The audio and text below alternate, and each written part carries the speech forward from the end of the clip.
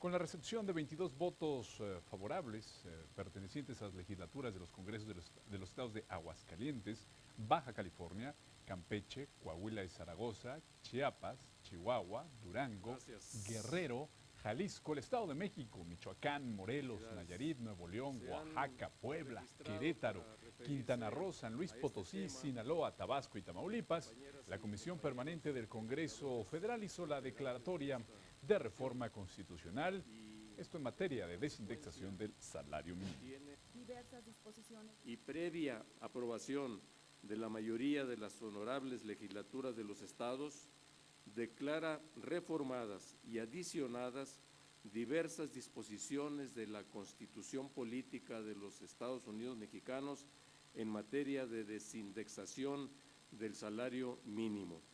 Pasa al Ejecutivo para sus efectos constitucionales. Luego de emitida la declaratoria correspondiente, legisladores de los grupos parlamentarios de ambas cámaras del Congreso, por supuesto, se refirieron a la importancia que tendrá la desvinculación del salario mínimo de distintos trámites administrativos y financieros. Sin embargo, el diputado de Nueva Alianza, Luis Alfredo Valles, resaltó en su oportunidad que esta sola medida no podrá derivar en los aumentos de los salarios mínimos en los niveles requeridos para fortalecer el poder adquisitivo de los ciudadanos. Así lo expresaba en tribuna.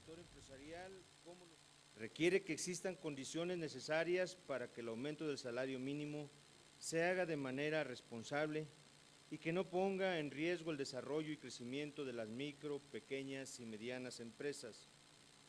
Por este motivo, somos partidarios de que medidas como esta tengan la decidida participación de todos los sectores involucrados.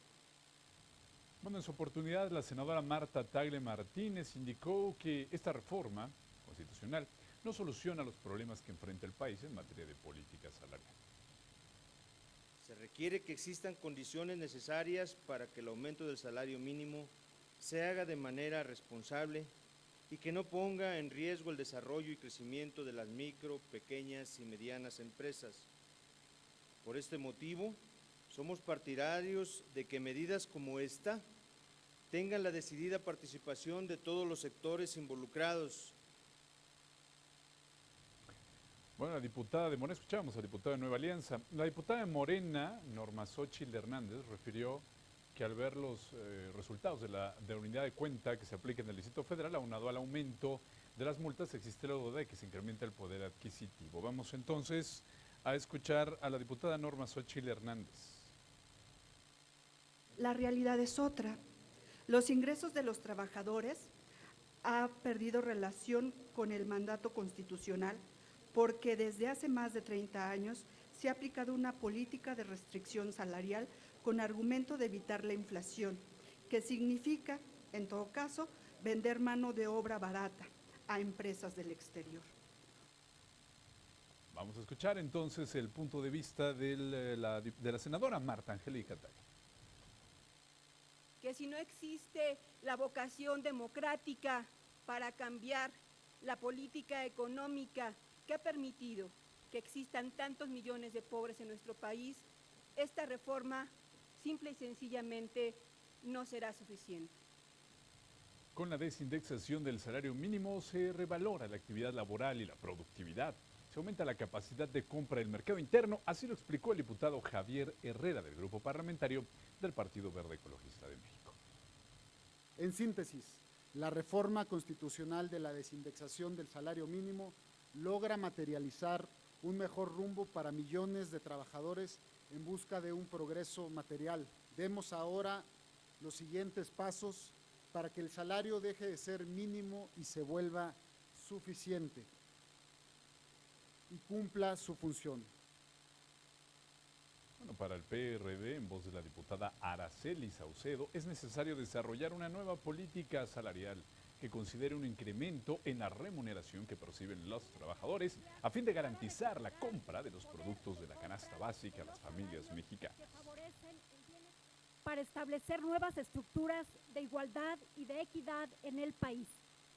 La reforma podrá generar condiciones para un gran acuerdo nacional, político, económico y social, que conduzca a la recuperación de los salarios de los trabajadores menos favorecidos. Bueno, ante la pérdida más de 70% que ha sufrido el poder adquisitivo del salario mínimo en el país, causando por ello una precarización de las condiciones de la vida de la sociedad mexicana, la senadora del PAN, Luisa María Calderón Hinojosa, indicó que es una deuda y responsabilidad social revertir esta situación.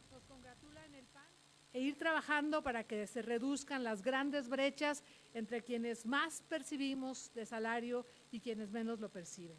Hay aquí en la Cámara de Diputados una ley congelada de salarios máximos que esperamos que trabajen los diputados para que no haya tanta diferencia entre quien más gana y quien menos gana. Y uno de ellos somos nosotros. Bueno, y por su parte, el senador Enrique Burgos, del Grupo Parlamentario del PRI, destacó en tribuna algunos de los elementos que contiene esta reforma de desindexación del salario mínimo, como son la unidad de cuenta, y que contribuirán, dijo, a instrumentar una política real de incremento al salario mínimo. Prevé la creación de la unidad de medida y actualización que permitirá la desvinculación del salario mínimo como unidad de referencia de otros costos de trámites, multas, impuestos y prestaciones, entre otros conceptos administrativos y financieros, lo que contribuirá a establecer una política de recuperación del poder adquisitivo de los salarios mínimos.